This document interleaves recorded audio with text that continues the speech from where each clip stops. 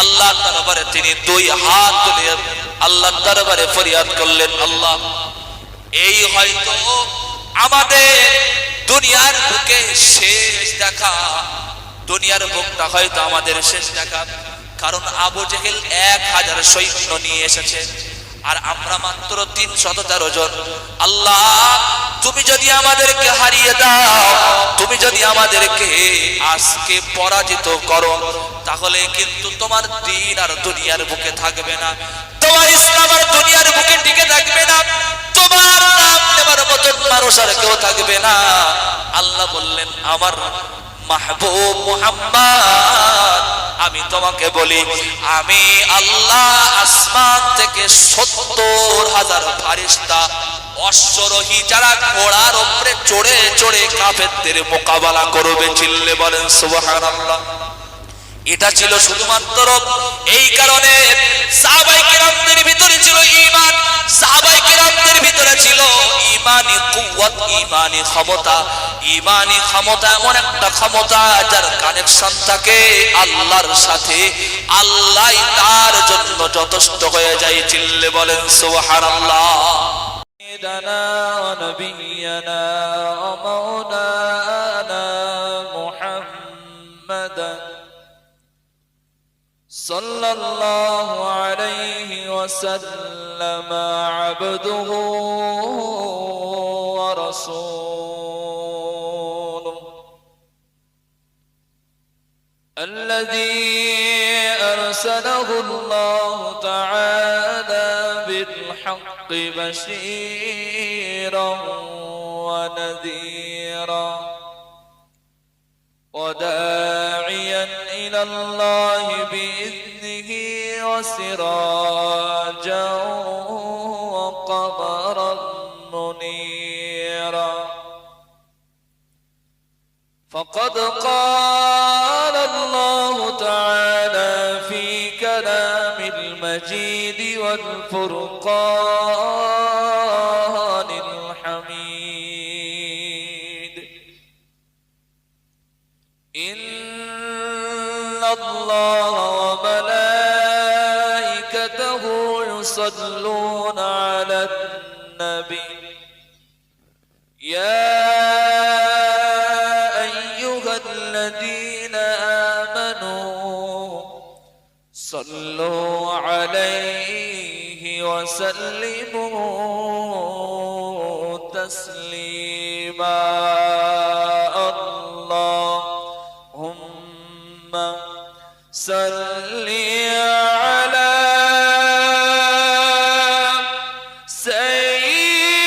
سيدنا مولانا محمد وعلى آل سيدنا.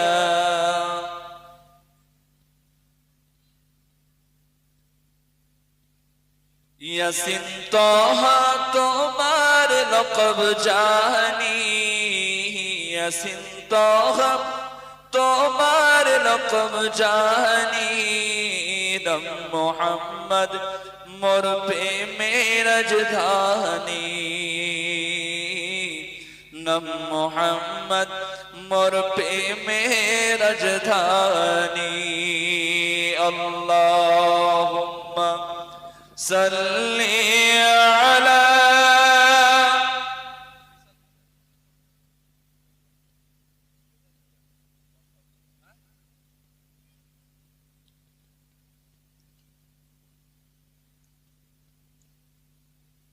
আর একটু মোহাম্মদের সাথে পড়েন, আল্লাহুম্মা সাল্লি আলা সাইয়্যিদিনা মাওলানা মুহাম্মদ ওয়া আলা আলি সাইয়্যিদিনা.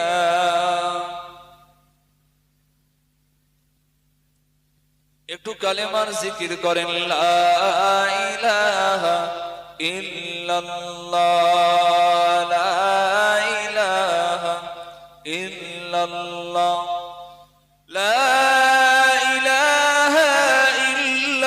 ইল্লাল্লাহ মুহাম্মাদুর রাসূলুল্লাহ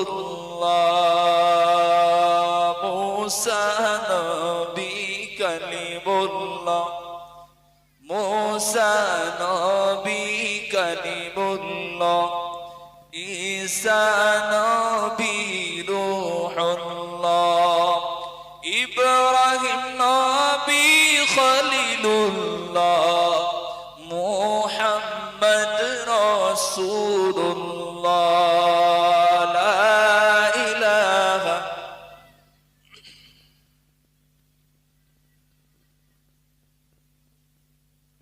লা ইলাহা ইল্লাল্লাহু মুহাম্মাদুর রাসূলুল্লাহ হাসবি রব্বি জাল্লাল্লাহ মা ফি কলবি গায়রুল্লাহ নূর মুহাম্মদ সাল্লাল্লাহ লা ইলাহা ইল্লাল্লাহ লা ইলাহা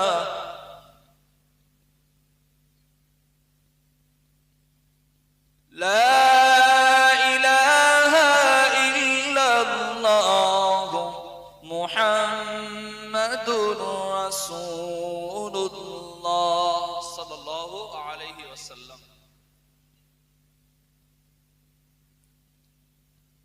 সম্মানিত আজকের এই সবরেসানের মজলিসের সভাপতি সাহেব, আমন্ত্রিত অনামন্ত্রিত উলামায়ে কেরাম, বিশেষত ফুরফুরা শরীফ দরবার থেকে মুজাদ্দিদুজ জামান কুতুবুল আলাম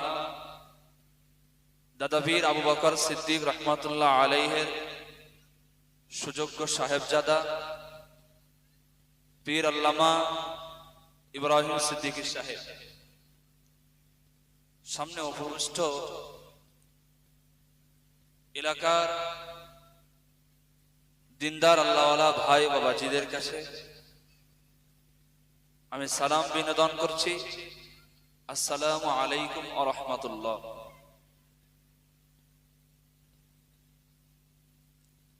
আল্লাহ রাব্বুল আলামিন তার লাখ কোটি শুকরিয়া, তিনি আমাকে আপনাদের কাছে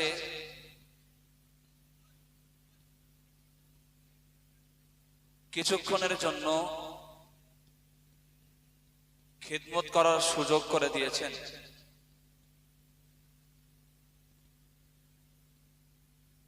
তার পরপরই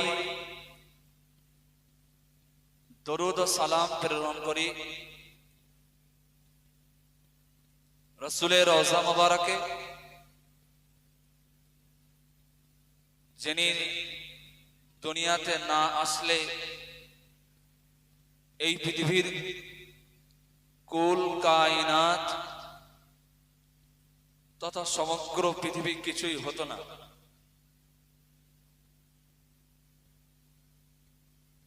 আল্লাহ রাব্বুল আলামিনের প্রিয় হাবিবের রওজা মুবারকে আমরা সকলে মিলে ভক্তি ভরা কণ্ঠে একবার বলি সাল্লাল্লাহু আলাইহি ওয়াসাল্লাম।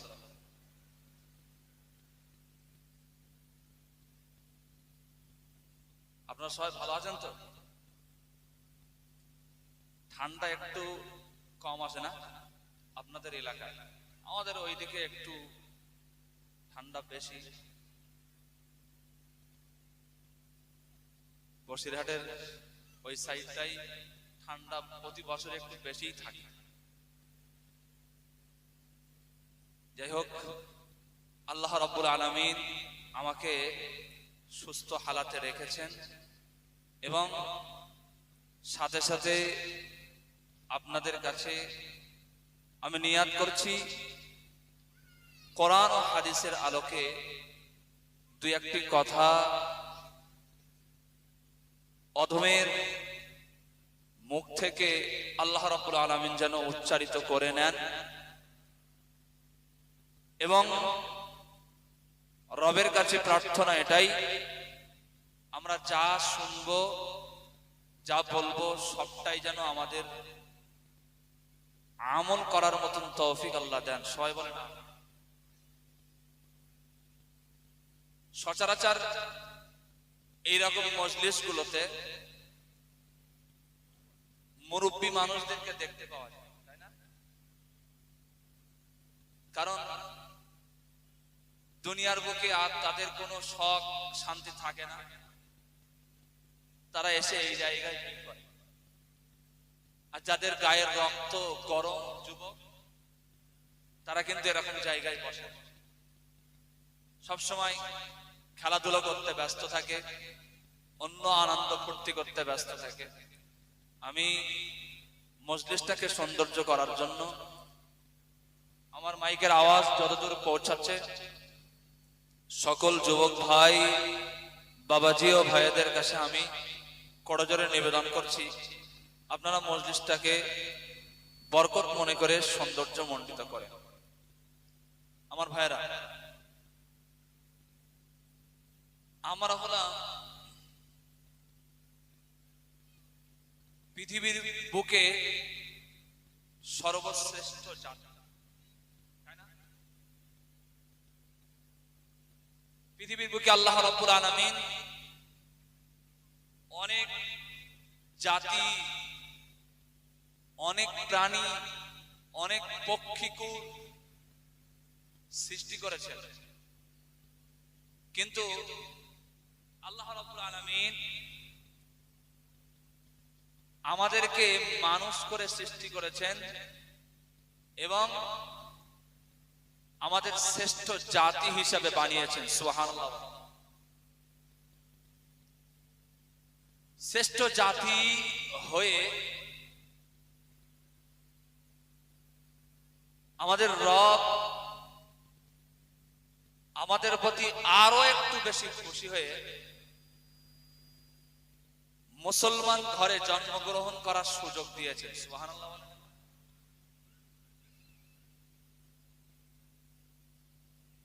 আল্লাহ রাব্বুল আলামিন যদি চাইতেন আমাদেরকে বেদিন কাফেরদের ঘরে জন্ম দিতে পারতেন না, কিন্তু রব্বুল আলামিনের শ্রেষ্ঠ নিয়ামত এবং আমাদের প্রতি অতি অনুগ্রহ ও দয়া দেখিয়ে আমাদেরকে শ্রেষ্ঠ জাতি করে মুসলিম ঘরে জন্ম নেওয়ার সুযোগ করে দিয়েছেন। চিল্লে বলেন সুবহানাল্লাহ। শুধু তাই নয়, আমাদেরকে ঈমানি নামীয় মহাসম্পদ আমাদেরকে দান।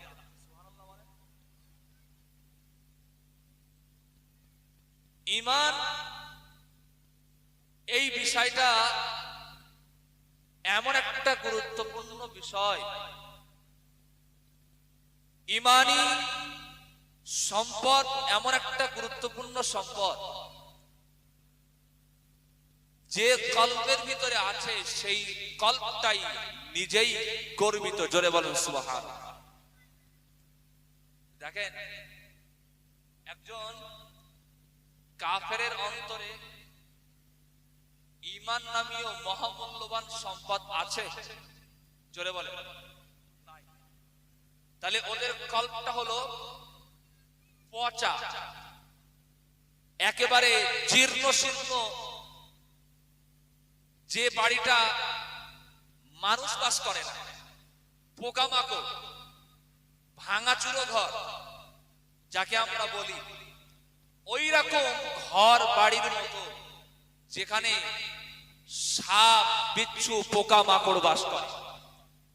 কিন্তু আল্লাহ রাব্বুল আলামিনের কত বড় দয়া আমাদের প্রতি তিনি করেছেন যে আমাদের অন্তরের ভিতরে ঈমানি একটা সম্পদ আমাদের দান করেছে, যার কারণে আমাদের কলব, আমাদের অন্তরটা শুদ্ধ এবং অনেক হাজার হাজার কোটি তালার থেকেও উত্তম। চিল্লে বলেন সুবহানাল্লাহ।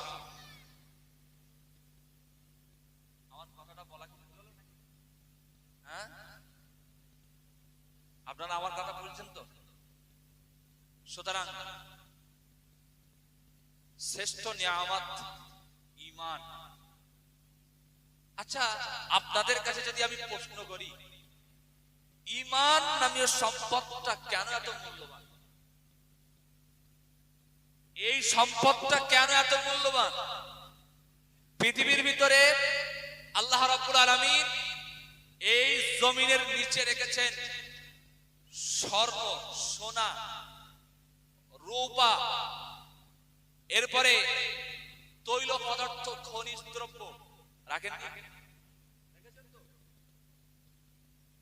সোনার দাম এখন বিশাল পরিমাণে দর বাজারে, তাই না? রূপোর সেম কোয়ালিটি। কয়লার দাম বেশি না? যদি বলেন বেশি না? বেশি।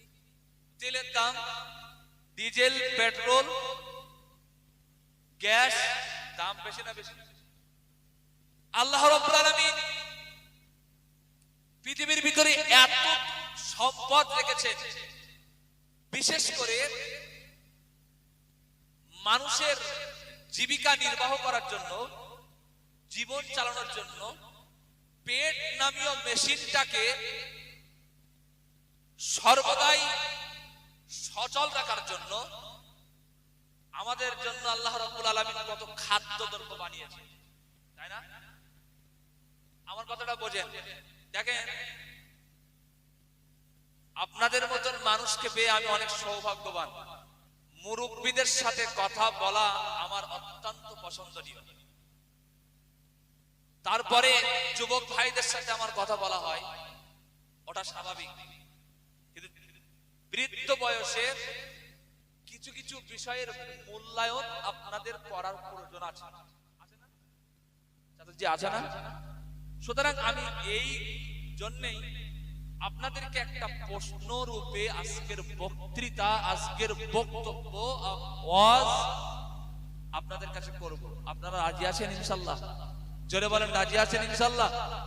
যাক, আলহামদুলিল্লাহ।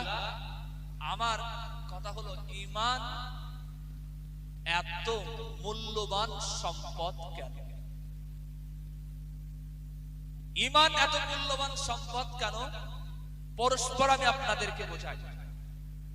ঈমান মূল্যবান সম্পদ এই কারণে, ঈমানি সম্পদ যাদের ভিতরে আল্লাহ রাব্বুল আলামিন রেখেছেন, দিয়েছেন, তাদেরকেই আল্লাহ রাব্বুল আলামিন তার সব থেকে শ্রেষ্ঠ আরাধনা, উপাসনা, নামাজটাকে তাদের জন্য ফরজ করেছেন। সুবহানাল্লাহ বলেন। আমার কথা বুঝতে পারছেন? ঈমান মূল্যবান সম্পদ এই কারণে, যাদের ভিতরে ঈমান আছে তাদের উপরেই কিন্তু নামাজ ফরজ হয়, তাই না? বেঈমানদের উপরে নামাজ ফরজ নাকি? যাদের ভিতরে ঈমান নেই তাদের নামাজ ফরজ হয়। আমার ভাইয়ের বাবাজিরা, একটু সুন্দর করে আমার কথাগুলো শুনে। আল্লাহ রাব্বুল আলামিন যে সমস্ত বান্দাদেরকে ঈমান নামীয় সম্পদটাকে দান করেছে, ওই বান্দাদের উপরে আল্লাহ রাব্বুল আলামিন তাদের প্রাপ্তবয়স্ক হওয়ার পর তাদের উপরে নামাজ নামীয় শ্রেষ্ঠ ইবাদতকে তাদের উপরে ফরজ করেছেন। শুধু তাই নয়, ঈমান নামীয় সম্পদটা যাদের ভিতরে রয়েছে, ঈমান নামীয় অতি মূল্যবান সম্পদটা আল্লাহ যাদেরকে দান করেছে, ওই বান্দাদের উদ্দেশ্যে আল্লাহ রাব্বুল আলামিন বলেন, ওয়ামা খালাকতুল জিন্না ওয়াল ইনসা ইল্লা লিয়াবুদুন। চিল্লে বলেন সুবহানাল্লাহ। আল্লাহ বললেন, হে আমার ইমানদার বান্দারা, তোমরা শোনো, আমি মনুষ্য জাতি যাদের ভিতরে ঈমান নামীয় সম্পদ আছে, জিন জাতি যাদের ভেতরে ঈমান নামীয় সম্পদ আছে, আমি তাদেরকে সৃষ্টি করেছি, আমি তাদেরকে দুনিয়ার বুকে পয়দা করেছি কারণে তারা আমার কেবলমাত্র আমার ইবাদত করবে। তাহলে ইবাদত সব থেকে শ্রেষ্ঠ ইবাদত হলো নামাজ। আচ্ছা, একটা তথ্য আপনাদের কাছে দেই, যেহেতু আপনারা খুবই শান্তভাবে আমার কথাগুলো শুনছেন, আলহামদুলিল্লাহ আপনাদেরকে এই তথ্য দেওয়ার পরে আপনাদের ব্রেনটা খুব সুন্দরভাবে বুঝতে পারবেন, ব্রেনটা খুব সচল হবে এবং সুন্দরভাবে দিনটা বুঝতে আপনাদের সোজা হবে। আপনারা জানেন নামাজটা কেন শ্রেষ্ঠ? নামাজ যাকে আরবিতে আমরা বলি সালাত, ফারসি ভাষাতে বলি নামাজ, বাংলা ভাষাতে বলি ইবাদত উপাসনা, উর্দু ভাষাতে বলি আমরা ইবাদত। আমার ভাইরা, এই জিনিসটা আল্লাহ রাব্বুল আলামিন তিনি এত শ্রেষ্ঠ উপাসনার জন্য এবং সবথেকে উত্তম ইবাদত হিসাবে তিনি গ্রহণযোগ্যতা কেন একটুখানি বলেন। পৃথিবীর ভিতরে নামাজ এমন একটা উত্তম ইবাদত, এমন একটা সর্বশ্রেষ্ঠ ইবাদত, তার কারণ হলো এটাই, পৃথিবীর ভিতরে যত মনুষ্য জাতি, যত জিন জাতি রয়েছে, তাদের ভিতরে তারা যত ইবাদত বান্দেগি করে তার মধ্যে শ্রেষ্ঠ ইবাদত নামাজ।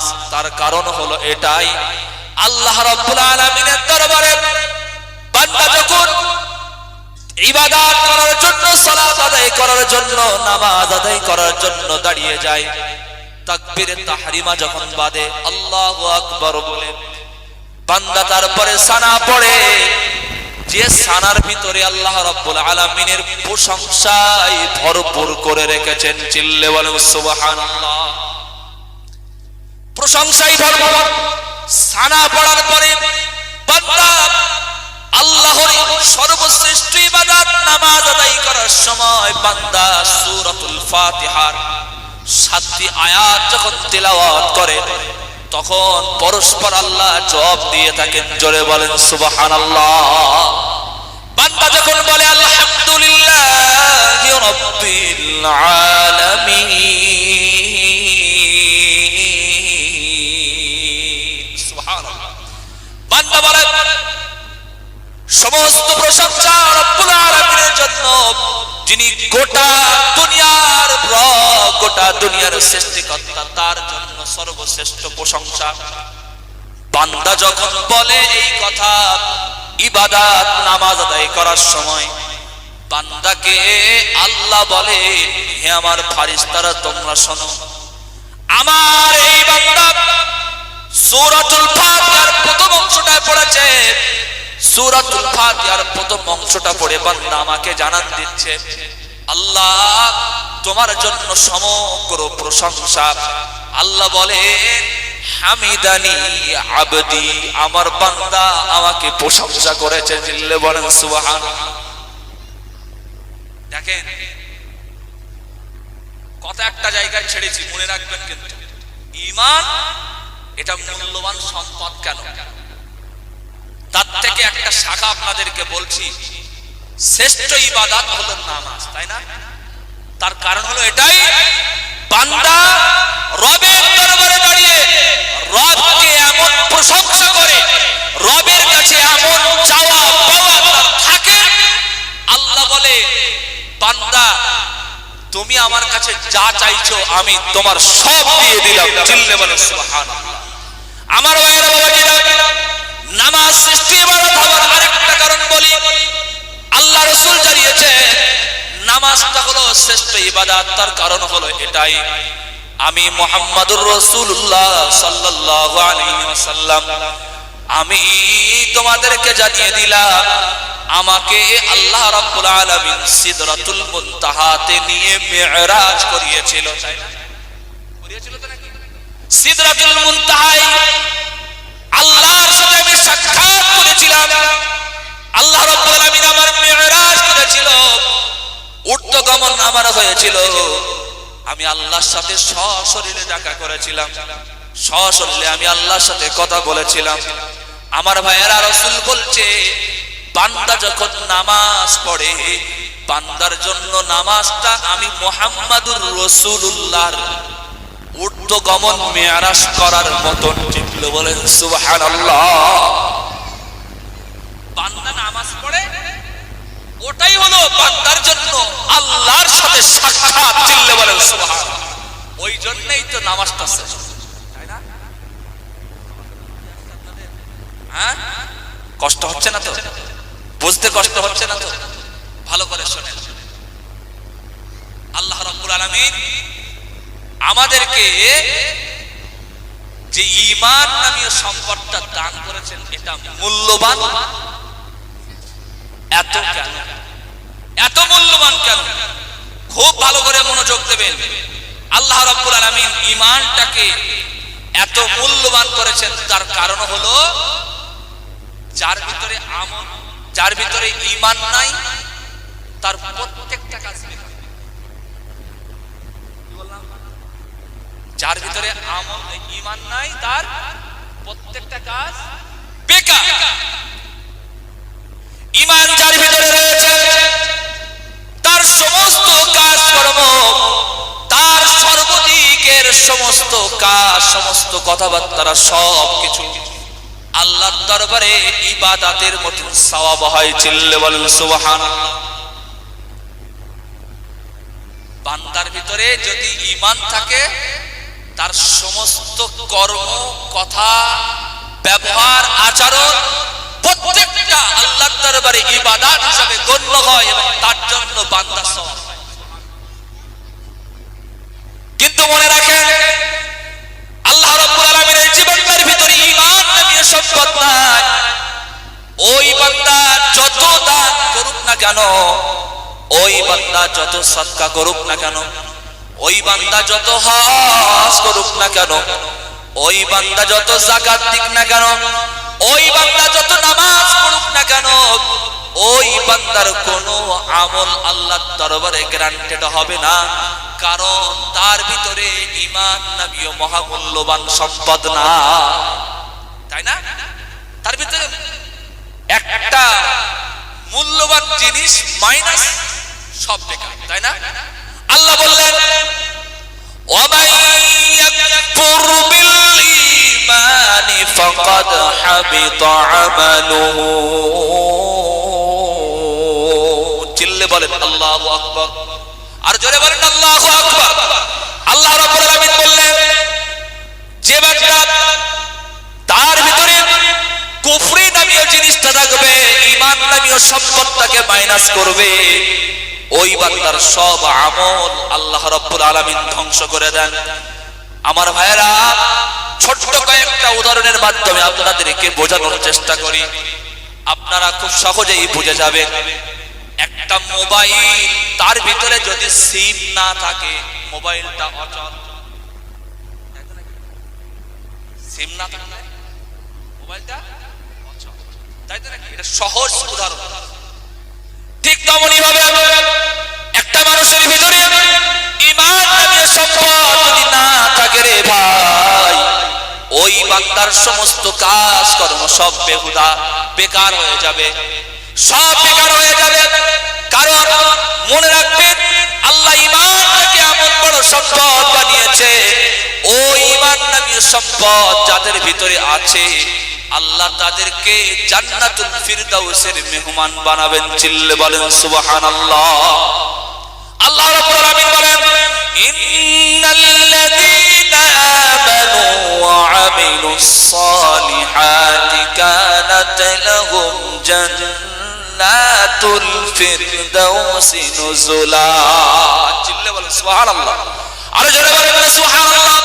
আল্লাহ বলছেন, ঈমান নামীয় সম্পদটা যাদের ভিতরে আছে, ইন্নাল্লাযীনা আমানু, নিশ্চয় যারা ঈমানদার, ওয়া আমিলুস সালিহাত, আর ঈমান অবস্থাতে নেক কাজ যারা করে কানাত লাহুম জান্নাতুল ফিরদাউসি নুজুলা, আল্লাহ তাদের জন্য জান্নাতুল ফিরদাউসের মেহমানদারির ব্যবস্থা করবে। তাহলে ঈমান কেন? এই ঈমান এত মূল্যবান জিনিস, এত মূল্যবান সম্পদ, যার কারণে সাহাবায়ে কেরামরা এই ঈমানি অবস্থাতে রাসূলকে দেখেছেন বলে সাহাবী নামে খ্যাত হয়েছে। সুবহানাল্লাহ বলেন। যদি কোনো ব্যক্তি ঈমানি হালাতে না দেখে, ঈমানি হালাতে যারা না দেখে রাসূলকে, তারা কিন্তু সাহাবী। একটু অসুবিধা কি বলেন? এই বাচ্চা কাচ্চা চাচা, হ্যাঁ আচ্ছা হবে, অসুবিধা নেই। আমার খুব পছন্দের বাচ্চাদের মসজিদে, মনে করেন আমি একটা মসজিদের খতিব সাহেব, সেখানকার মাগরিবের নামাজ পড়াচ্ছি, বিশাল জোরে জোরে বাচ্চা, আর আমি তাদেরকে একবার খারাপ, কারণ ওই বাচ্চা ওরাই তো একদিন মসজিদে আসার পরে বুঝবে যে নামাজ আদায় কিভাবে করতে হবে, তাই না? তাই তো নাকি? বাচ্চাদেরকে সঙ্গে করে মসজিদে নিয়ে যাবে, আর ওদেরকে এই যখন মসজিদে নিয়ে যাওয়ার ব্যবস্থা আপনি করে দেবেন, আপনি দুনিয়ার বুক থেকে আজকে আছেন, কালকে থাকবেন না, কিন্তু মনে রাখবেন আপনার ওই নাতি নাতকুড়ি একদিন আল্লাহর দরবারে খাড়া হয়ে নামাজ আদায় করছে, নামাজ আদায় করে আপনার কবরের ধারে হাজির।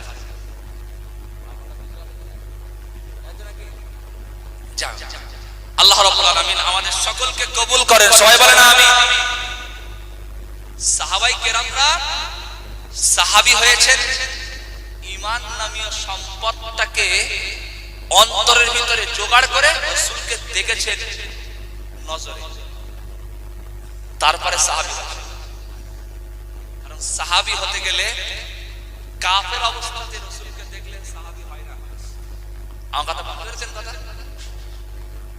কুফরি অবস্থাতে কোনো ব্যক্তি যদি আল্লাহর রাসূলকে দেখে সে সাহাবী নয়।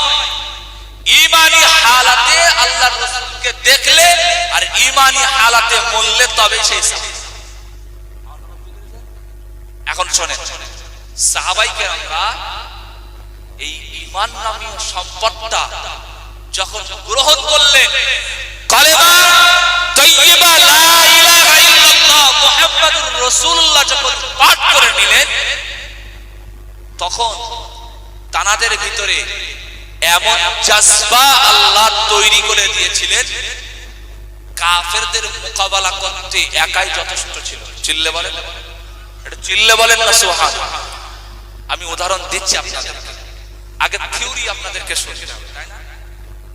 আমার ভাইরা একটু মনোযোগ দেন, আমার দিকে একটু কান দেন, খুব ভালো করে শুনেন। আল্লাহর নবীর সাহাবায়ে কেরামরা তারা ঈমানদার হওয়ার পরে আল্লাহর দরবারে অনেক শ্রেষ্ঠত্বের অধিকারী তারা হয়েছে, অনেক সম্মান তাদেরকে আল্লাহ দিয়েছেন। ওই জন্য কোরআনুল কারীমের ভিতরে আল্লাহ রাব্বুল আলামিন বলেন, রাদিয়াল্লাহু আনহুম ওয়া রাদু আন। চিল্লে বলেন সুবহানাল্লাহ। আল্লাহ বলছেন ওই সমস্ত সাহাবায়ে কেরামদের উপরে যারা কিনা তাদের ঈমান নামীয় সম্পদ অর্জন করেছে, আমি মহান রব তাদের উপরে খুশি হয়ে গেছি এবং তারা আমাকে রব হিসাবে পেয়ে খুশি হয়েছে। চিল্লে বলেন সুবহানাল্লাহ। ওই জন্যই তো ঈমান এত মূল্যবান জিনিস, তাই না? আমার ভাইরা একটু শুনে আসুন, ঈমান নামীয় সম্পদটা পাওয়ার পরে হযরত ওমর ফারুক রাদিয়াল্লাহু তাআলা আনহু তার ঈমানের বলে তিনি একা 100 ছিলেন। হযরত আলী রাদিয়াল্লাহু তাআলা আনহু তার ঈমানের বলে তিনি একা 100 হয়ে গিয়েছিলেন। চিল্লে বলেন সুবহানাল্লাহ।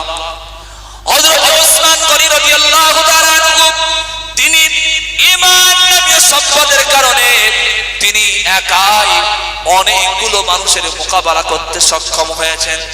হযরতে হানজালা রাদিয়াল্লাহু তাআলা আনহু তিনি ঈমান নামীয় সম্পদটা পাওয়ার কারণে তিনি আল্লাহর রাস্তায় শহীদ হওয়ার মতো শ্রেষ্ঠত্বের অধিকারী হয়েছেন। চিল্লে বলেন সুবহানাল্লাহ।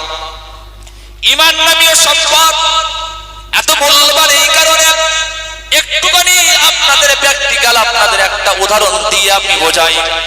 আপনারা জানেন আল্লাহ রাসূল সাল্লাল্লাহু আলাইহি ওয়াসাল্লাম তিনি জীবদ্দশাতে যখন তিনি বেঁচে ছিলেন, ওই জীবদ্দশাতে তিনি প্রায় 85 থেকে 86টা যুদ্ধে তিনি অংশগ্রহণ করেছিলেন। কারণ এই পৃথিবীর বুক থেকে কোনো দিন কোন প্রকারের শিরক, কোন প্রকারের কুফরকে রাখা যাবে, জোরে বলেন, রাখা যাবে না। এই সংগ্রাম নিয়ে আল্লাহ রাসূল সাল্লাল্লাহু আলাইহি ওয়াসাল্লাম তিনি যখন 86টা যুদ্ধে নিজে অংশগ্রহণ করেছে, আমার ভাইয়েরা সাহাবায়ে কেরামদের ঈমানের বলে তারা প্রত্যেকটা যুদ্ধে ইসলামের পতাকাকে পতপত করে উড়িয়েছেন। চিল্লে বলেন সুবহানাল্লাহ। তাই না? ভালো করে শুনেন, ইসলামের প্রথম যুদ্ধ হলো বদর যুদ্ধ। বদর যুদ্ধ, বদর একটা মাঠ, প্রান্তর, মরুভূমির সেই জায়গায় গিয়ে সংগঠিত যে যুদ্ধ হয়েছিল তার নাম বদর যুদ্ধের কথা আপনাদেরকে একটু ছোট ছোট করে স্মরণ করিয়ে দিই, কারণ ঈমানের মূল্যটা আপনাদেরকে শুনতে হবে। ঈমান কেন এত মূল্যবান আপনাদেরকে শোনা দরকার আছে। আমার ভাইয়েরা একটু ভালো করে শোনেন। আল্লাহ রাসূল সাল্লাল্লাহু আলাইহি ওয়াসাল্লাম তিনি তার সাহাবায়ে কেরামদেরকে বললেন, আমার সাহাবীরা, আবু জেহেলের দলবল তারা সবাই সৈন্য সামন্ত নিয়ে বদর নামীয় প্রান্তরে তারা এসে উপস্থিত হয়েছে। আমার সাহাবায়ে কেরামরা, তোমরা কেউ কি আছো আমার সাথে যাবে গিয়ে যুদ্ধ করবে, তাদের সাথে মোকাবেলা করবে? সাহাবায়ে কেরামদের ভিতরে ঈমান নামীয় সম্পদটা ছিল বলে, ঈমান নামীয় অনেক অতি মূল্যবান জিনিসটা ছিল বলে তারা সবাই যারা সেই জায়গাতে উপস্থিত ছিল সকলে মিলে বলল, ইয়া রাসূলুল্লাহ, ইয়া হাবিবাল্লাহ, আমি যুদ্ধের ময়দানে যেতে আমি চাই, যুদ্ধের ময়দানে আমি যেতে চাই, যুদ্ধের ময়দানে যেতে আমি সব থেকে বেশি আকাঙ্ক্ষা করি। কারণ যুদ্ধের ময়দানে গিয়ে আমি যদি শহীদ হয়ে যাই, আল্লাহ আমাকে আর কোনো হিসাব নেবেন না, আমার নামটা আল্লাহর শহীদ গণের নথিভুক্ত হয়ে যাবে। চিল্লে বলেন সুবহানাল্লাহ। তাদের ঈমানের একটা কত বড় পাওয়ার, ঈমান মূল্যবান কত দেখেন। রাসূল বলার সাথে সাথে সবাই বললেন, ইয়া রাসূলুল্লাহ, আমার যেতে মন চায় আমাকে নিয়ে চলেন, আমার যেতে মন চায় আমাকে নিয়ে চলেন, আমি যাব যুদ্ধের ময়দানে, আবু জেহেলদের বিরুদ্ধে আমরা লড়ব। কারণ তারা আমাদেরকে মক্কা ভূমি ত্যাগ করার জন্য সব থেকে বড় বিরোধিতা ছিল, তাই না? সব থেকে বেশি বিরোধিতা করেছিল ওই আবু জেহেল, আবু লাহাব, উতবা, সাইবার যে দল গোষ্ঠী, তারাই আল্লাহর রাসূল এবং সাহাবায়ে কেরামদেরকে মক্কা থেকে মদিনায় হিজরত করিয়েছে। আল্লাহ রাসূল কখনো নিজের আপনারা কি জানেন জায়গায় আপনাদের জন্ম, যেখানে আপনাদের জন্ম হয়েছে, এই জায়গাকে আপনারা ছাড়তে রাজি আছেন? আপনারা ছাড়তে রাজি না। কারণ এই জন্মস্থানের, জন্মভূমির মহব্বত আছে না নাই? কিন্তু মনে রাখেন, জন্মভূমির মায়া আল্লাহ রাসূল সাল্লাল্লাহু আলাইহি ওয়াসাল্লামের অন্তরেও ছিল। আল্লাহ রাসূল সাল্লাল্লাহু আলাইহি ওয়াসাল্লাম তানার অন্তরে জন্মভূমির মায়া অনেক বেশি ছিল, অনেক বেশি ছিল। কিন্তু না না না, ওই কাফেরদের অত্যাচারে আল্লাহ রাসূল অত্যাচারিত হয়ে মদিনায় হিজরত করলেন। আর সর্বপ্রথম ইসলামের যুদ্ধ হলো বদর নামীয় প্রান্তরে বদর যুদ্ধ। আল্লাহ রাসূল সাল্লাল্লাহু আলাইহি ওয়াসাল্লাম সাহাবায়ে কেরামদের মাঝে এলান করার পর সাহাবীদের মাঝখান থেকে 313 জন উপস্থিত হয়ে গেল। ওইদিকে আবু জেহেল 1000 সৈন্য কমান্ডার নিয়ে তারা বদর প্রান্তরে উপস্থিত। ঈমানকার এত মূল্যবান, ভালো করে শোনেন আমার ভাইরা, আল্লাহ রাসূল মাত্র 313 জনকে নিয়ে আর 1000 কাফির, একেবারে তাদের হাতে অস্ত্র শস্ত্র সব কিছু ছিল, তাদের সৈন্য সামন্ত, তাদের ঘোড়া, তাদের তরবারি, তাদের সমস্ত প্রকারের তীর ধনুক সব কিছু ছিল, কিন্তু আল্লাহর রাসূলের কোনো কিছু ছিল না, না তীর, না কামান, না ধনুক, কোনো কিছু না থাকা সত্ত্বেও 313 জন ঈমান নামীয় সম্পদটাকে অন্তরে লালন করে আল্লাহর রাস্তায় আল্লাহর কলেমার পতাকাকে দুনিয়ার বুকে জিন্দা করার জন্য লেগে পড়লেন। খুব ভালো করে শুনেন, আল্লাহ রাসূল সাল্লাল্লাহু আলাইহি ওয়াসাল্লাম 313 জনকে নিয়ে যখন বদর প্রান্তরে উপস্থিত, ওই সমস্ত কাফেরদেরকে যখন সাহাবায়ে কেরামরা দেখলেন, তখন তাদেরকে দেখার সাথে সাথে একটা তো ঘাবড়ানো অবস্থা হতে পারে, হয় না? এই কজন আরো অনেক বেশি, তাই তো? আল্লাহ রাসূল সাল্লাল্লাহু আলাইহি ওয়াসাল্লাম সেই সময় সাহাবায়ে কেরামদের একটু আশ্বাস দিলেন, আমার সাহাবীরা, তোমরা আল্লাহর রাস্তায় জিহাদ করো, আল্লাহ তোমাদের সাথে আছেন। চিল্লা বলেন সুবহানাল্লাহ, আর জোরে বলেন না সুবহানাল্লাহ। আল্লাহ রাসূল সাল্লাল্লাহু আলাইহি ওয়াসাল্লাম সাহাবায়ে কেরামদেরকে যুদ্ধের ময়দানে তাদের যুদ্ধরত অবস্থাতে আল্লাহর দরবারে তিনি দুই হাত তুলে আল্লাহর দরবারে ফরিয়াদ করলেন, আল্লাহ, এই হয়তো আমাদের দুনিয়ার বুকে শেষ দেখা, দুনিয়ার বুকটা হয়তো আমাদের শেষ দেখা, কারণ আবু জেহেল 1000 সৈন্য নিয়ে এসেছে আর আমরা মাত্র 313 জন। আল্লাহ, তুমি যদি আমাদেরকে হারিয়ে দাও, তুমি যদি আমাদেরকে আজকে পরাজিত করো, তাহলে কিন্তু তোমার দ্বীন আর দুনিয়ার বুকে থাকবে না, তোমার ইসলাম আর দুনিয়ার বুকে টিকে থাকবে না, তোমার নাম নেবার মতন মানুষ আর কেউ থাকবে না। আল্লাহ বললেন, আমার মাহবুব মুহাম্মদ, আমি তোমাকে বলি, আমি আল্লাহ আসমান থেকে 70,000 ফেরেশতা অশ্বরোহী যারা ঘোড়ার উপরে চড়ে চড়ে কাফেরদের মোকাবেলা করবে। চিল্লে বলেন সুবহানাল্লাহ। এটা ছিল শুধুমাত্র এই কারণে সাহাবায়ে কেরামদের ভিতরে ছিল ঈমান, সাহাবায়ে কেরামদের ভিতরে ছিল ঈমানি কুওয়াত, ঈমানি ক্ষমতা। ঈমানি ক্ষমতা এমন একটা ক্ষমতা যার কানেকশন থাকে আল্লাহর সাথে, আল্লাহই তার জন্য যথেষ্ট হয়ে যায়। চিল্লে বলেন সুবহানাল্লাহ।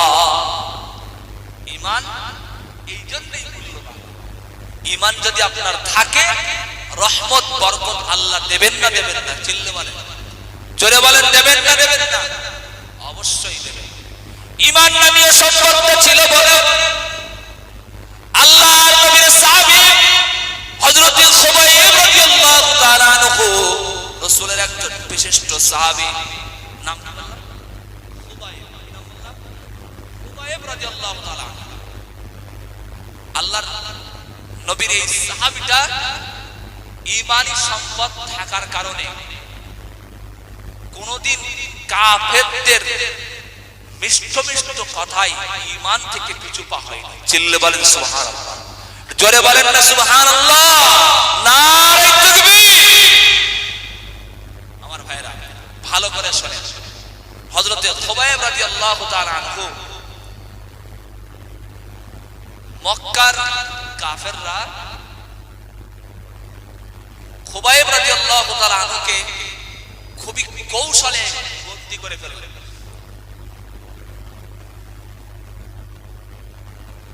বন্দী করার পর তারা ভাবলো, মুহাম্মদ আমাদের এত ছোট বড় কথা বলে, আমরা এইবারে দেখে নেব,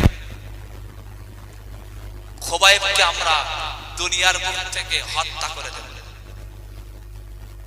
আমার ভাইরা ভালো করে শুনেন, বিশ্বনবী মুহাম্মদুর রাসূলুল্লাহ সাল্লাল্লাহু আলাইহি ওয়াসাল্লামের সাহাবী হযরত খুবাইব রাদিয়াল্লাহু তাআলা আনহু, তানার ভিতরে ঈমান ছিল। আর এই ঈমানি সম্পদটা কত মূল্যবান একটু ভালো করে শুনেন, খুব মনোযোগ দিয়ে শুনেন। হযরত খুবাইব রাদিয়াল্লাহু তাআলা আনহুকে কাফেররা যখন ধরে নিয়ে গেল, ধরে নিয়ে যাওয়ার পর খুবাইবকে বলল, খুবাইব তুমি ঈমানের কালেমা লা ইলাহা ইল্লাল্লাহ মুহাম্মাদুর রাসূলুল্লাহ বলা বন্ধ করো। ঈমানের যে শক্তি তার থেকে তুমি ফিরে এসো। আমি তোমাদেরকে অফার দিচ্ছি, আমি তোমাকে অফার দিচ্ছি, তুমি যদি এই ঈমান থেকে পিছে সরে আসো তাহলে আমরা আর তোমাকে হত্যা করব না, আর তোমাকে কোনো নির্যাতন করব না, তোমাকে কোনো কষ্ট দেব না। হযরত খুবাইব রাদিয়াল্লাহু তাআলা আনহু তার ভিতরে ঈমানটা কত মজবুত ছিল, কত দুর্বল ছিল না। একটু ভালো করে খেয়াল করে আল্লাহর নবীর সাহাবী হযরত খুবাইব রাদিয়াল্লাহু তাআলা আনহু তিনি কাফেরদেরকে স্পষ্টভাবে জানিয়ে দিলেন, হে কাফের দল, শুনে রাখ আমি ঈমানের কলেমা থেকে কখনো পিছু পাকাবো না। যতই তোমরা আমার উপরে অত্যাচার করো না কেন, যতই তোমরা আমাকে কষ্ট দাও না কেন, যতই তোমরা আমাকে এত পরিমাণে জুলুম করো না কেন, না না না না, আমি কখনো ঈমানের কলেমা হাত ছাড়া করব না। খুবাইব রাদিয়াল্লাহু তাআলা আনহু আল্লাহ রাসূলের সাহাবী, তার ভিতরে ঈমানটা এত মজবুত ছিল, তিনি এই কথা বলার পর কাফেররা অত্যন্ত রেগে গেল। রেগে যাওয়ার পর কাফেররা সিদ্ধান্ত নিল খুবাইবকে দুনিয়ার বুক থেকে বিদায় দিতে হবে, অত্যন্ত কষ্টের সাথে, অত্যন্ত নির্মম ভাবে তাকে হত্যা করতে হবে। একটা সিদ্ধান্ত চূড়ান্ত হলো, তারা বলল খুবাইবকে আমরা ওই ময়দানের শেষ প্রান্তে শুলের উপরে চড়িয়ে মেরে দেব। শুনছেন তো? খুবাইবের ভিতরে কত বড় মজবুত ঈমান, আর ঈমানের কত দাম আর কত মূল্যবান ঈমান নামীয় সম্পদটা খেয়াল করেন। খুবাইবকে মারার সিদ্ধান্ত হলো অত্যন্ত নির্মম ভাবে হত্যা করবে বলে শুলের উপরে চড়িয়ে। শুল বোঝেন আপনারা? হ্যাঁ, সোজা ভাষায় আপনাদেরকে বলি, পেরেক আকাশ থাকবে আর তার উপরে একটা মানুষকে ছেড়ে দেওয়া হবে, আস্তে আস্তে আস্তে আস্তে নাড়াচাড়া করতে করতে মারা যাবে। নির্মম ভাবে হত্যা না? তাই তো নাকি? আল্লাহর নবীর সাহাবী হযরত খুবাইব রাদিয়াল্লাহু তাআলা আনহু অত্যন্ত ঈমানী শক্তি এবং অত্যন্ত ঈমানী তার তাকাত ছিল যে তানাকে যখন এই সিদ্ধান্ত টানা হলো তিনি এক বিন্দু কোন প্রকারে মনক্ষুণ্ণ হলেন। চিল্লে বলেন সুবহানাল্লাহ। হযরত খুবাইব রাদিয়াল্লাহু তাআলা আনহুকে কাফেররা বলল, চলো খুবাইব, আমরা এবারে তোমাকে শুলে চড়িয়ে মেরে দেব, শুলে চড়াবো, চলো চলো ওই ময়দানের শেষ প্রান্তে। খুবাইব রাদিয়াল্লাহু তাআলা আনহু বললেন, ও কাফেরের দল, তোরা আমাকে নিয়ে যাচ্ছিস, চল আমি যাব তোদের সঙ্গে, আমি চলছি, চল।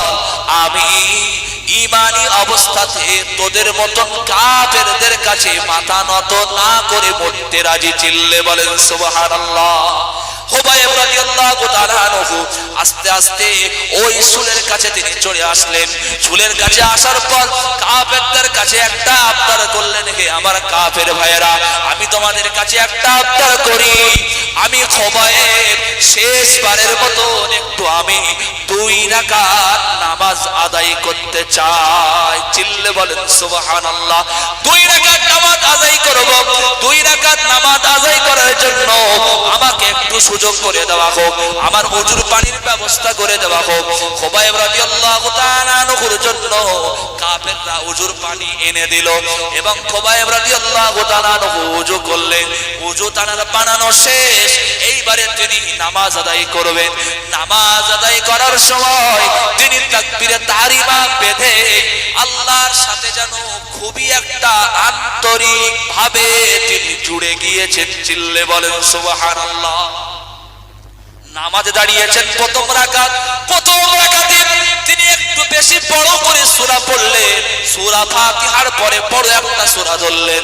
ওই বড় সূরা ধরার পর তিনি মনে মনে ভাবলেন কাফেররা হয়তো মনে করতে পারে খোবাইব এখন মৃত্যুর ভয়ে নামাজটাকে দীর্ঘায়িত করছে, লম্বা করছে।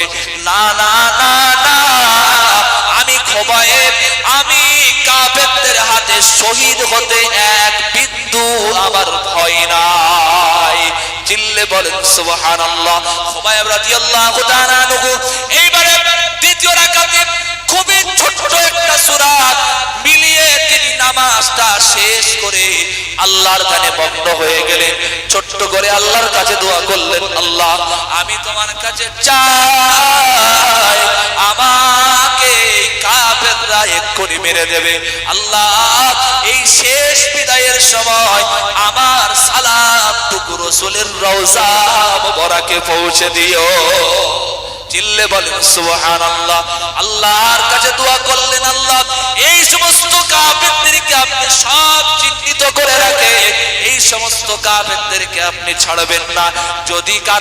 যদি কেউ হেদায়েত পেয়ে যায় তাহলে তো আলহামদুলিল্লাহ, কিন্তু না না মালিক রে, এই যারা আমাকে হত্যা করছে নির্মম ভাবে এদেরকে তুমি চিহ্নিত করে রাখো।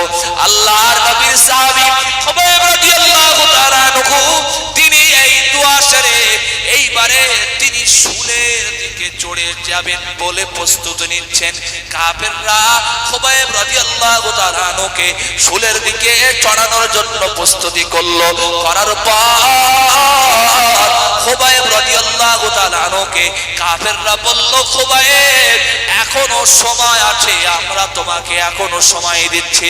যদি তুমি এখনো ওই ঈমান নামীয় মূল্যবান সম্পদ থেকে ফিরে আসো, ঈমান নামীয় মূল্যবান সম্পদ যদি তুমি ছেড়ে দাও আর আমাদের প্রতিমা ঠাকুরদেরকে তুমি যদি মেনে নাও, আমাদের ধর্মকে যদি তুমি মেনে নাও, আমরা তোমাকে ছেড়ে দেব। খোবাইব রাদিয়াল্লাহু তাআলা আনহু তিনি সেই সময় বলেছিলেন, আমার দেহে রক্ত থাকতে, আমার শরীরে জান থাকতে আমি কোনদিন ঈমান যখন তার কলেমা আমি পড়েছি, ঈমানের কলেমা লা ইলাহা ইল্লাল্লাহ মুহাম্মাদুর রাসূলুল্লাহ যখন আমি পড়ে নিয়েছি, এই কলেমা থেকে আমাকে আর কোনো জিনিস বাধা দিতে পারে না। কি মূল্যবান সম্পদ, অত্যাধিক মূল্যবান সম্পদ ঈমান। ঈমান নামীয় সম্পদটা থাকলে দেশে সমাজে যত অশ্লীল কাজ আছে সবটার বিরুদ্ধে কথা বলা যায়, কথা বলা যায় তো। আর ঈমান যদি দুর্বল হয় তাহলে এইরকম করবে, আর উপরে বলবে আল্লাহু আকবার, তাই তো নাকি? আর খোবাইব রাদিয়াল্লাহু তাআলা আনহু তানার ভিতরে ঈমান নামীয় মূল্যবান সম্পদটা এত বেশি মজবুত ছিল, তিনি কাফেরদেরকে বলছেন, আমার যতক্ষণ জান এই ধরে আছে ঈমান নামীয় সম্পদটা আমি ছাড়ব না। আর একবার সুবহানাল্লাহ বলেন, জোরে বলেন না সুবহানাল্লাহ। আমার ভাইরা খুব ভালো করে শুনুন, একটু মন দিন আমার দিকে। খোবাইব রাদিয়াল্লাহু তাআলা আনহুকে এইবারে শুলের উপরে চড়ানো হলো। শুলের উপরে চড়ানোর পর পর্যন্ত কাফেররা বলছেন, হে খোবাইব এখনো পর্যন্ত তোমার জান যায়নি তোমার ধর থেকে, তোমার ধর থেকে তোমার জান এখনো পর্যন্ত আলাদা হয়নি। এখনো বলো, যদি তোমার জায়গাতে তোমার নবী মুহাম্মদকে রাখা হয় তাহলে তুমি কি মনে করো? তোমার জায়গাতে তোমাকে যে শুলে চড়ানো হচ্ছে এই জায়গাতে তোমার নবীকে দেওয়া হবে, তুমি কি এটা চাও? তোমার কি মন্তব্য? আল্লাহর নবীর সাহাবী হযরত খোবাইব রাদিয়াল্লাহু তাআলা আনহু ঈমান নামীয় অতি মূল্যবান সম্পদ পেয়ে তিনি ধন্য।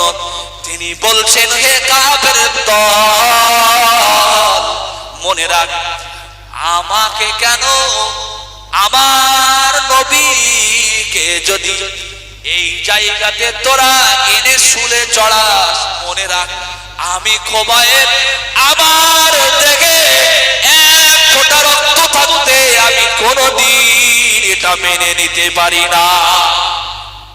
আর একটু মহব্বত করে বলেন, আল্লাহ নবীর সাহাবী হযরতে খোবায়েব রাদিয়াল্লাহু তাআলা আনহু এইবারে বললেন, হে কাফেরের দল, কোনদিন আমি মেনে নিতে পারি না, কোনদিন আমি সইব না, কোনদিন আমি এই কথা নিজে গ্রান্টেড করব না।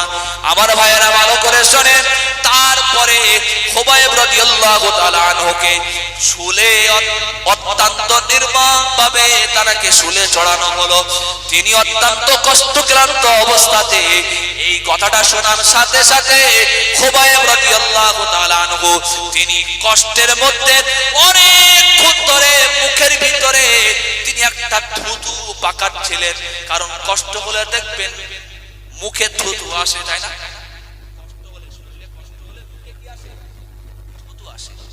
অনেকক্ষণ ধরে থুতু পাকাচ্ছিলেন।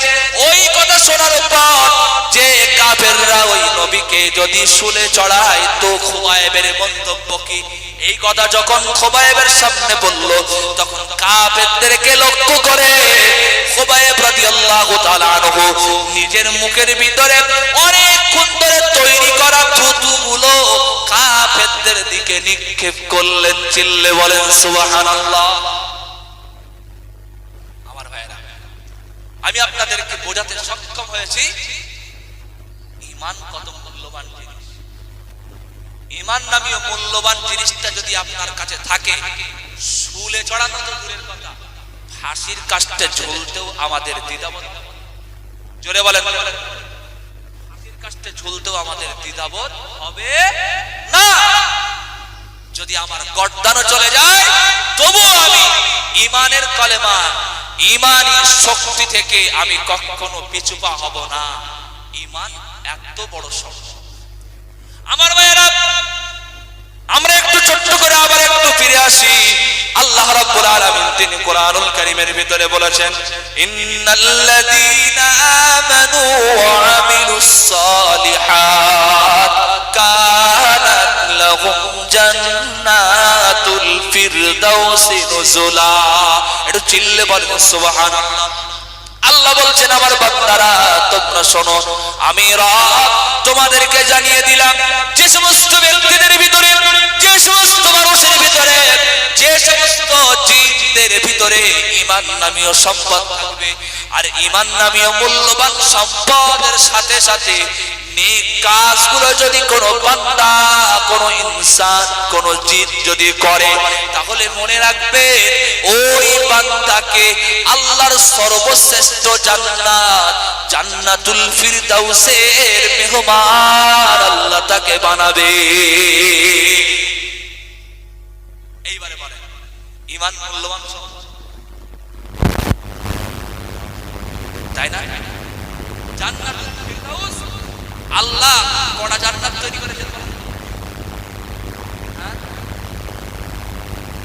8টা জান্নাত তৈরি করেছেন। আর জাহান্নাম 7টা তৈরি করেছেন। 8টা জান্নাতের ভিতরে সর্বশ্রেষ্ঠ জান্নাতের নাম জান্নাতুল ফিরদাউস। ওই জায়গার মেহমান আল্লাহ বানাবেন যাদের ভিতরে আছে ঈমান, যারা করে ভালো কাজ, তাদের মেহমান স্বরূপ, মেহমান খানা জান্নাতুল ফিরদাউস নামীয় জান্নাতটা আল্লাহ তাদের নসিবে মঞ্জুর করবে। চিল্লে বলেন সুবহানাল্লাহ। আমার ভাইরা, ঈমান এমন এক মূল্যবান সম্পদ, যার ভিতরে ঢুকেছে সেই হয়েছে পৃথিবীর ভিতরে শ্রেষ্ঠ সন্তান। চিল্লে বলেন সুবহানাল্লাহ। দেখেন, হিন্দুদের বা বেধর্মীদের একটা ধর্মগুরু নাম আপনারা হয়তো সবাই জানেন, রবীন্দ্রনাথ ঠাকুর। ইংলিশে বলে রবীন্দ্রনাথ টেগর। রবীন্দ্রনাথ ঠাকুরের অনেক বড় দাড়ি ছিল, তাই না? অনেক বড় দাড়ি ছিল। কিন্তু আমার বাবার ঈমান নামীয় মূল্যবান সম্পদটা তার ভিতরে ছিল না বলে দুনিয়ার বুকে কিছু মানুষ তার নাম করলে ইমানদাররা প্রকৃতপক্ষে তার নামটা অন্তর থেকে নেয় না, তাই না? তার সাহিত্য, তার রচনা, তার কবিতা সবাই শোনে, পড়ে। আমাদের স্কুলের বাচ্চারা প্রাইমারি লেভেলে সবাই পড়ে, হায়ার লেভেলে পড়ে, রবীন্দ্রনাথ ঠাকুরের অনেক কবিতা রচনা পড়ে। মনে রাখবেন, রবীন্দ্রনাথ ঠাকুরের ভিতরে যদি ঈমান নামী অতি মূল্যবান সম্পদ থাকতো, দুনিয়ার ভিতরে হযরত ওমর ফারুক রাদিয়াল্লাহু তাআলা আনহু তার ভিতরে সেই সময় পর্যন্ত ঈমান নামী সম্পদটা তার অন্তরে পৌঁছায় নাই। যতক্ষণ ঈমান নামী সম্পদ পৌঁছায় নাই, ততক্ষণ ছিল ওমর। কি ছিল? ওমর। যেই ওমর রাদিয়াল্লাহু তাআলা আনহুর অন্তরের ভিতরে ঈমান নামী মূল্যবান সম্পদটা ঢুকলো, রাসূল তাকে বললেন, ওমর তুমি আজ থেকে ওমর নও, তুমি হলে ওমরে ফারুক, তুমি হলে হক ও বাতিলের মাঝখানে পার্থক্যকারী। চিল্লে বলেন সুবহানাল্লাহ, তাই না? ঈমান নামী সম্পদটাকে আল্লাহ রাব্বুল আলামিন যখন আবু বকর সিদ্দিক রাদিয়াল্লাহু তাআলা আনহুকে দান করলেন, আবু বকর তখন আবু বকর ছিল যতক্ষণ তানার ভিতরে ঈমান আসে নাই। আবু বকর রাদিয়াল্লাহু তাআলা আনহুর ভিতরে যখন ঈমান নামী সম্পদ ঢুকে গেল, রাসূলের মিরাজকে তিনি স্বীকৃতি দিলেন, নাম হয়ে গেল আবু বকর সিদ্দিক রাদিয়াল্লাহু আনহু। সুবহানাল্লাহ বললেন না? সিদ্দিক মানে কি?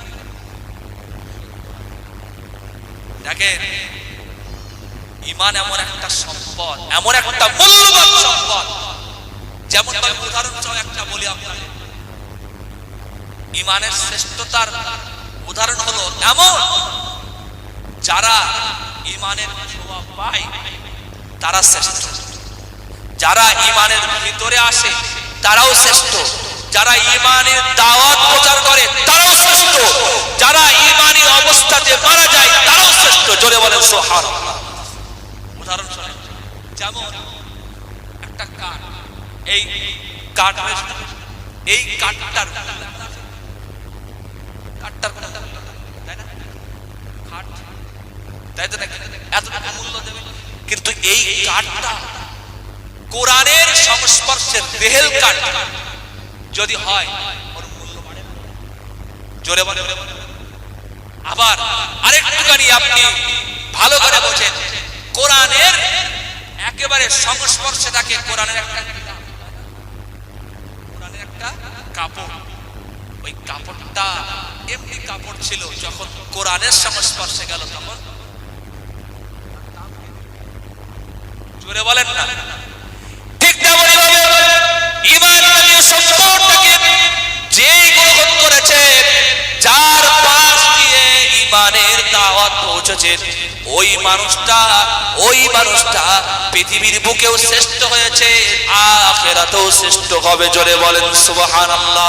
ওমর ফারুক রাদিয়াল্লাহু তাআলা আনহু, তানার ভিতরে তখন ঈমান ছিল না, তিনি সেই সময় রাসূলের মাথা কাটতে রাজি ছিলেন, কিন্তু ঈমান নামী সম্পদের ধারে ছোঁয়া যখন পেলেন, আর তারপরে যখন ডিরেক্ট গিয়ে রাসূলের কাছে ঈমান গ্রহণ করলেন, ওই সময় কিন্তু ওমর আর মাথা কাটার জন্য প্রস্তুত নয়।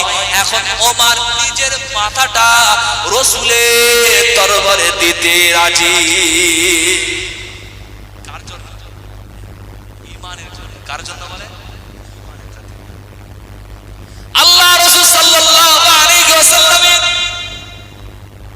সাহাবায়ে কিরামদের ভিতর থেকে হযরতে আসমা রাদিয়াল্লাহু আনহা, কি নাম? রাসূলের একজন মহিলা সাহাবী, খুব গরীব পরিবারের এবং খুবই নিঃস্ব পরিবারের, ছিল না তাদের অনেক বেশি অর্থ, ছিল না তাদের বেশি সম্পদ। ইসলাম ধর্ম গ্রহণ করলেন, ঈমান নামী সম্পদ পাওয়ার পর আল্লাহর বান্দি রাসূলের উম্মতি আসমা রাদিয়াল্লাহু তাআলা আনহাকে কাফেররা তার গুপ্তাঙ্গে তরবারি নিক্ষেপ করে তাকে মেরেছে, কিন্তু কোনদিন আসমা রাদিয়াল্লাহু তাআলা আনহার অন্তরে এক বিন্দু কষ্ট ছিল না। চিল্লে বলেন, জোরে বলেন না সুবহানাল্লাহ। ঈমান নামীয় সম্পদটা আল্লাহর নবী মুসা আলাইহিস সালাতু ওয়াস সালামের জামানাতে ফেরাউন ছিল তার স্ত্রী আম্মাজি আসিয়া রাদিয়াল্লাহু তাআলা আনহাকে দান করেছেন। সুবহানাল্লাহ, জোরে বলেন না সুবহানাল্লাহ। ঈমানি সম্পদ আম্মাজি আসিয়ার ভিতরে ছিল বলেই ফেরাউনের যত অত্যাচার হয়েছে কোন অত্যাচারে তিনি এক বিন্দু মন খারাপ করেন, এক বিন্দু মন খারাপ করেন। ঈমানি সম্পদের পাওয়ার। এখন আমাদের যুবক ভাইরা পাওয়ার দেখায় কিসের বলেন তিনি? কিসের পাওয়ার?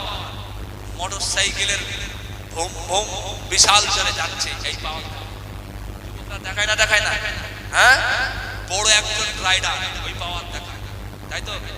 নিজের গায়ের শক্তির পাওয়ার দেখায়, কিন্তু মনে রাখেন ঈমানি পাওয়ার এমন, শুধু চোখ দিয়ে তাকাবে ধরিষ্ঠা হয়ে যাবে। সুবহানাল্লাহ বলেন, চিল্লে বলেন না সুবহানাল্লাহ। আমার ভাইয়েরা, আল্লাহ রাব্বুল আলামিন কোরআন কারীমের ভিতরে দুইজন নবীর স্ত্রী তাদের ব্যাপারে বলেছেন এমন ভাবে তারা দুইজন কাফের ছিল, কিন্তু নবী যারা ছিলেন দুইজন তারা ঈমানদার, তাদের স্ত্রীগুলো কাফের ছিল। আবার আল্লাহ কোরআনের ভিতরে বর্ণনা করেছেন এমন দুইজন ব্যক্তি সম্পর্কে যাদের স্বামীগুলো ছিল কাফের, কিন্তু তারা ছিল ঈমানদার। সুবহানাল্লাহ বললেন না? আল্লাহ রাব্বুল আলামিন কোরআনুল কারীমের ভিতরে জানিয়েছেন আম্মাজি আসিয়া রাদিয়াল্লাহু তাআলা আনহার ব্যাপারে আল্লাহ রাব্বুল আলামিনের বান্দি মুসা নবী কালিমুল্লাহর উপরে যখন ঈমান আনলেন, ঈমান নামীয় সম্পদটা যখন দেহের ভিতরে ঢুকালেন, সম্পদটা যখন দেহের ভিতরে স্থান পেল, সেই সময় ফেরাউন কিন্তু বলল, আমার স্ত্রী, আমি নাকি শুনলাম তুমি নাকি ইসলাম ধর্ম গ্রহণ করেছো, মুসার উপরে তুমি নাকি ঈমান এনেছো, মুসার রবের প্রতি নাকি তুমি ঈমান এনেছো, মুসার কালেমা নাকি তুমি পাঠ করেছো।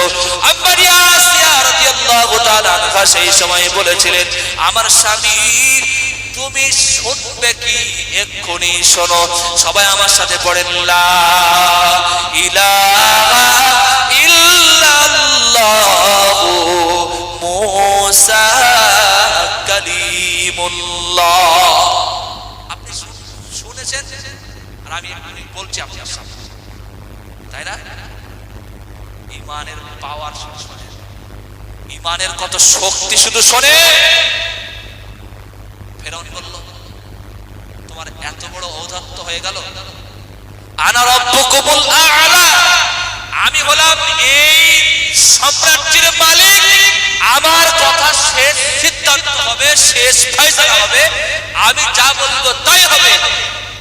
আর তুমি আমার রাজ্যের ফার্স্ট লেডি, রানী হয়ে তুমি আমার বিরোধী, আমি কখনো সহ্য করব না। আমার ভাইয়েরা, মনোযোগ আছে আপনাদের? হ্যাঁ, এটা তাকবীর দান দেন, নারায়ে তাকবীর। এই আওয়াজ তো পৌঁছাচ্ছে না বাইরে পর্যন্ত, তাকবীর দান দেন, নারায়ে তাকবীর। এতটা মানুষ রয়েছেন তো মানুষ বাইরের লোক কি করে বসবে? তাকবীর দেন, নারায়ে তাকবীর। মহান ইসলামের সালাত, মহান ইসলামের সালাত, নারায়ে তাকবীর। আলহামদুলিল্লাহ, আপনারা অনেক ভালো মানুষ, কথা শুনছেন, আলহামদুলিল্লাহ। শোনেন, আম্মাজি আসিয়া রাদিয়াল্লাহু তাআলা আনহা তিনি তার স্বামীর বিরোধী হয়ে গেলেন, তাই না? ফেরাউনের ভিতরে ঈমান নাই, আসিয়ার ভিতরে কি আছে? আম্মাজি আসিয়া রাদিয়াল্লাহু তাআলা আনহা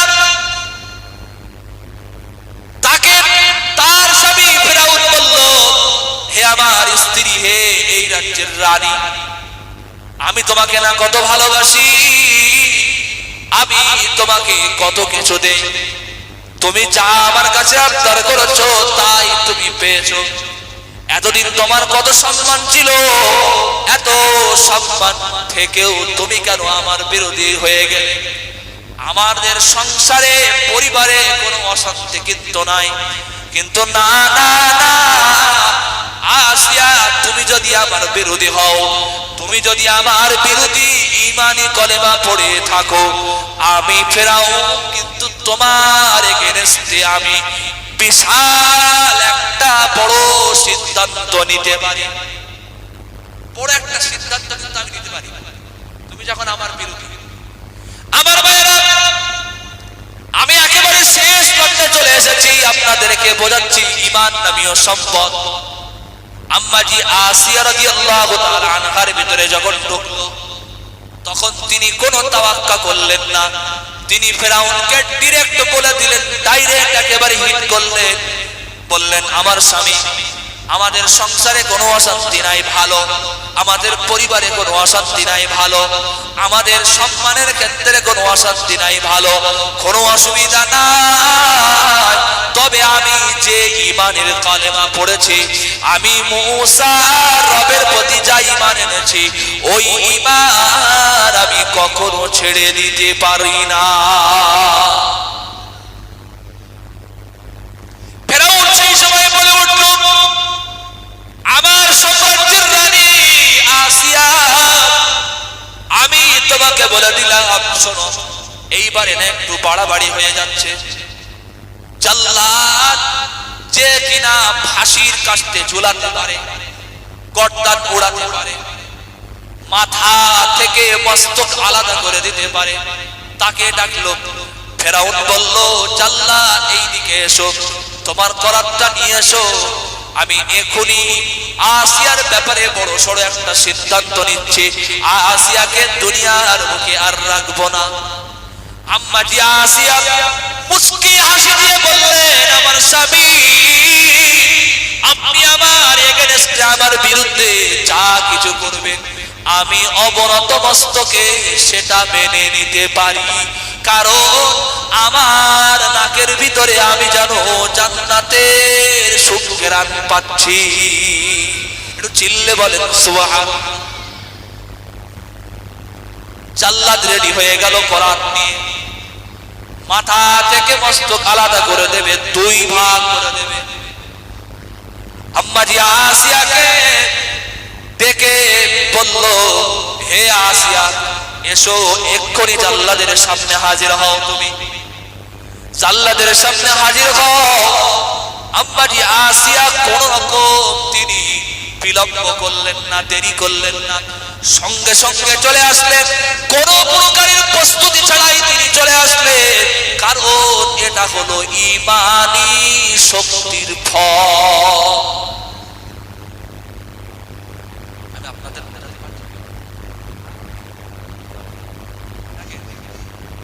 সবরসানির মজলিসে বসেছেন, আর কিছু জ্ঞান অর্জন না করে চলে যাবেন আল্লাহর দরবারে, আমার হিসাব দিতে হবে না?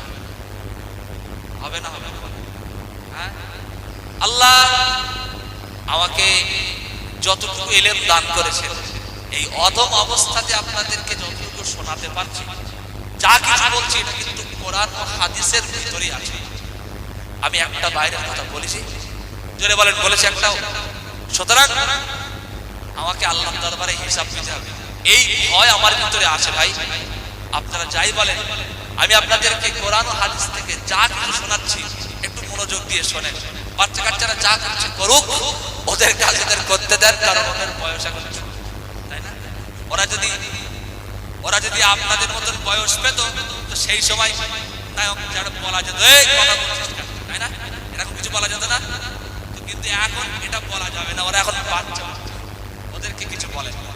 আপনারা শোনেন, আর একেবারে শেষ প্রান্তে অমনোযোগী হবেন না, ছোট্ট করে এইবারে আমার কথা বলে শেষ করে দেব। আম্মাজি আসিয়া কোনো প্রকার বিলম্ব না করেই তিনি চলে আসলেন জাল্লাদের সামনে। ফেরাউন সেই সময় বলল, তোমরা এইবারে আসিয়াকে হত্যা করার প্রস্তুতি গ্রহণ করো। এটা তাকবীর দেন তো, নারায়ে তাকবীর, নারায়ে তাকবীর।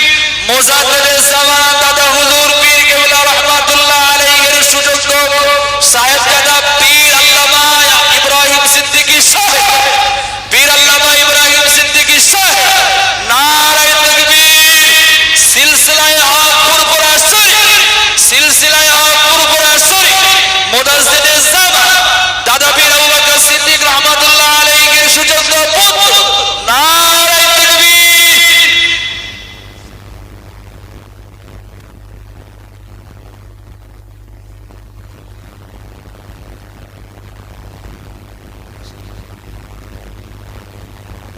হুজুরের সামনে আমার কথা বলাটা অত্যন্ত বেয়াদবি হবে, আমি ছাড়ছি। দোয়া রাখেন আল্লাহ রাব্বুল আলামিন আমাদের সকলকে ঈমান নামীয় সম্পদটাকে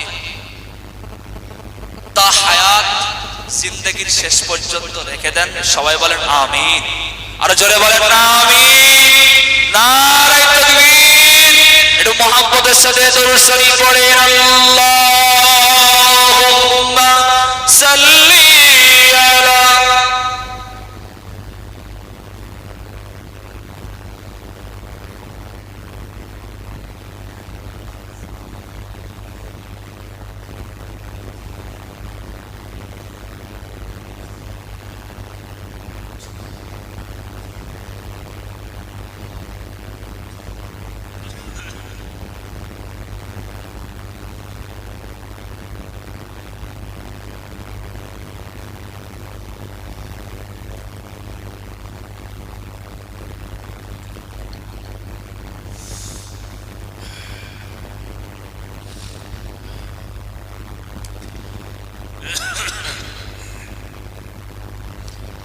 আসসালামু আলাইকুম।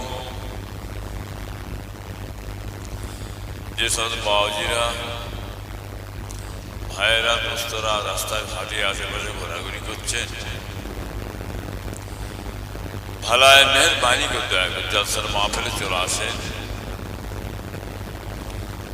मगर ये बात की आवाज निश्चित